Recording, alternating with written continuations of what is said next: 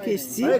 এই 3 দিন এখন মেলা চলবে, কিন্তু আমি কালকে এসে দেখলাম, প্রথম এসে দেখছি যে খুব সুন্দর উদ্বোধন থেকে এই লিটল ম্যাগাজিন মেলাতে এসে দেখছি যে প্রচণ্ড ভিড়, সাংস্কৃতিক অনুষ্ঠানও হচ্ছে এবং লিটল ম্যাগাজিন আমাদেরকে বসতে জায়গা দেওয়া হয়েছে এবং খুবই সুষ্ঠুভাবে এই সম্পাদনা যারা আমরা করেছি, আমার যে এখানে যারা সবাই ভাই বোনেরা সবাই বসে আছে, যারা সম্পাদক, আমিও একটা পত্রিকার সম্পাদক। তো কালকে দেখছি যে খুব সুন্দর বই কেনা বেচাও ঠিক হয়েছে। আর বহরমপুরে বই মেলাতে আমি প্রতি বছর, মানে আমি 20 বছর 22 বছর ধরে আমি এই স্টলে বসে থাকি।